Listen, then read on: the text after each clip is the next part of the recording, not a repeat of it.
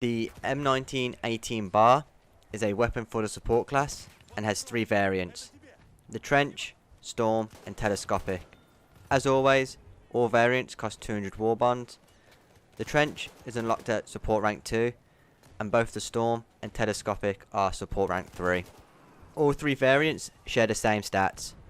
That's 600 rounds per minute with a bullet velocity of 820 meters per second, a magazine size of 20, with a reload time of 2.8 seconds if there's still some bullets in the magazine, and when it's fully empty it takes 3.2 seconds. All have the same bullet drop off, so between 0 and 11 meters each bullet does 26.5 damage, and then that drops off to 23 damage per bullet after 35 meters. When should you use the BAR and which variant? The one problem I found across all 3 variants was the small magazine size. As you can see in some of these clips, there were times where I died as I didn't have enough bullets to fight all the enemies that I was encountering. However, the BAR's rate of fire and damage still make it a solid choice for close quarter maps. But if you had to choose between all 3 variants, which one should you pick? The Trench variant has the best hip fire accuracy out of all of the 3 variants, and I found it works really well in close quarters, whether that's in alleyways, moving building to building, on the objective if it's one that has a lot of cover. I know some of the objectives in Battlefield 1 are really open, that sometimes you can get caught out there, but just in those close quarters situations, the Trench has you covered. Unless you come against a shotgun, then you'll probably lose, but other than that, it works really well in close quarters. The Storm variant has better stability through reducing the horizontal recoil of the BAR by 20%, meaning it becomes easy to hit targets at range, as to control the recoil you just pull down on your mouse or controller sticks. But if you wanted to engage enemies at range, the Telescopic variant has you covered. Now, going in, I wasn't sure if I liked this variant of the BAR, as I've never really used it on Xbox or PC. However, I was actually surprised by it. What I found when using the Telescopic variant was the recoil of the BAR became really obvious, just because if you've seen some of these clips when I'm not using the bipod, it seems to go all over the place. But like I said, when deploying the bipod, it became an absolute laser beam, and it just melted enemies at most ranges. And like I said, the one thing that lets it down is the magazine size.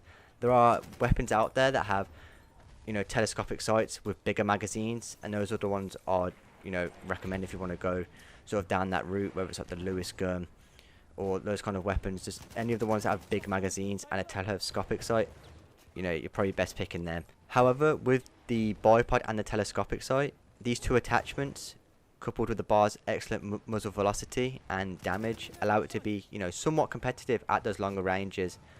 But the thing that will catch you out, most of the time, is that magazine size of 20 bullets.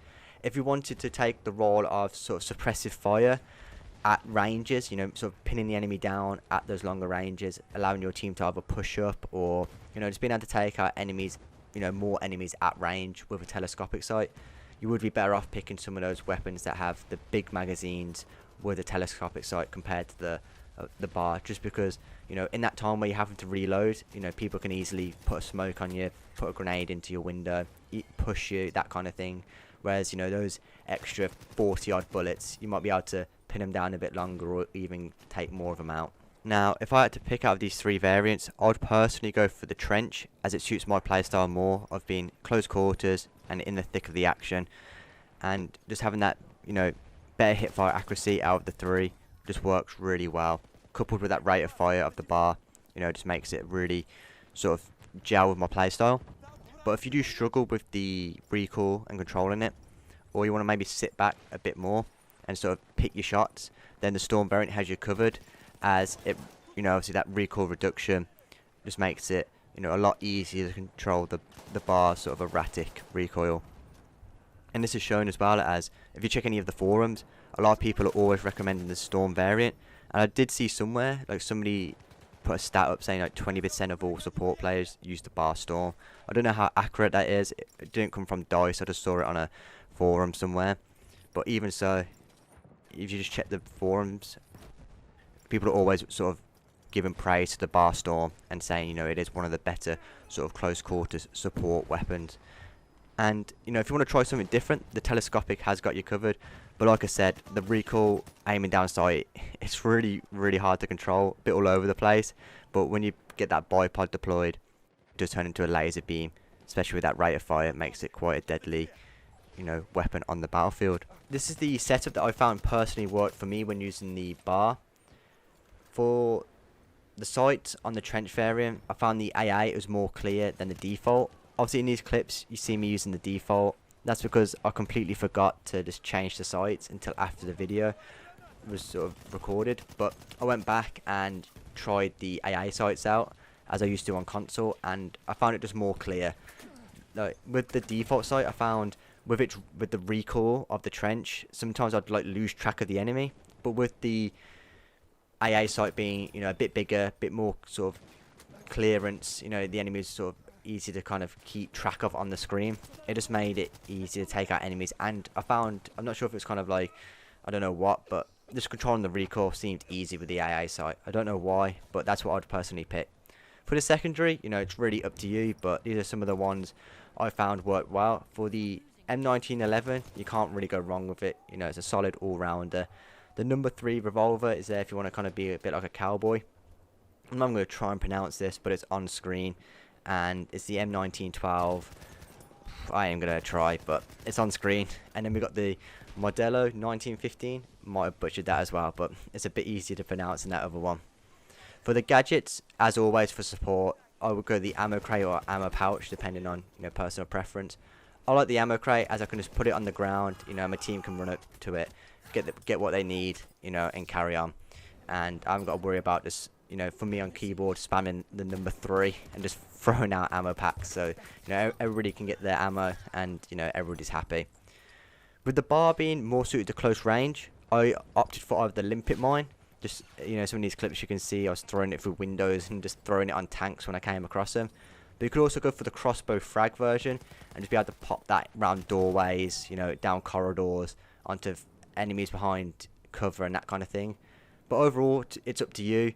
But those are the two I'd recommend, as, you know, you could take the mortar, but, you know, you'd be sort of further back from the action. You know, you don't really want to set up a mortar sort of within 10 meters of the enemy, as more than likely you'll get taken out by them. So those are the two I'd personally pick if you're not sure. But, you know, have a play around and you might see something that works better for your play style. Grenade, it was either the smoke. Sometimes I like throwing it down. You know, I've already talked about smoke all the time. Just throwing it down on enemies, making it harder for them to see, you know, at my team, you know, moving around, allowing us to flank, or make it harder for them to push through an objective as they're sort of going through the smoke, not sure, you know, where we are, so we'll be able to kill them sort of easier. And also the incendiary, you know, allows you to kind of block off a push. If you see quite a few enemies pushing you, you can throw that down, and if they run through, they're going to get set on fire and take damage, which means you can clear them up with your pistol. Or it just allows you to get that reload off. You know, like I said, the BAR's magazine is kind of what is kind of its Achilles heel. So if having that incendiary allows you to kind of throw it down, stop the enemy push, allows you to get that reload off and then re-engage. For specializations, I had the cover, so incoming suppression is reduced by 25%. And then I had awareness, so enemies spotted by you remain spotted for 25% longer. And then also there's the slink, so the sound of your footsteps is reduced.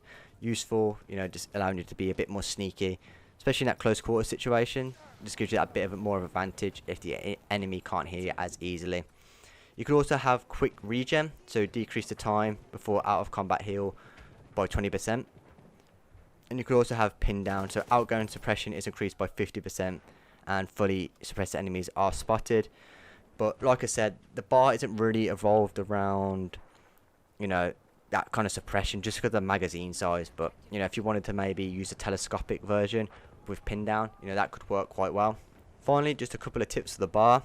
So it works fine with 1 to 2 enemies, but if there's any more, you know, I find attacking from cover or having somewhere to retreat to whilst reloading and then re-engage works most of the time.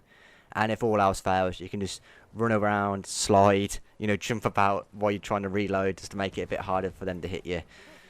And try and keep the BAR in that optimal range. You know, I found I could pick enemies off at range by sort of burst firing, but the BAR works best in that sort of 0 to 20 meter range, is where I found it worked wonders and just shredded enemies. Let me know your thoughts on the bar down below.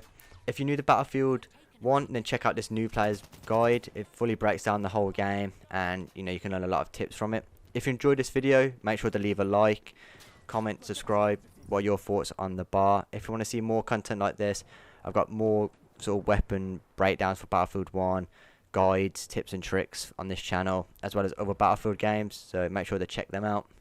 And yeah, until the next one, have a good one.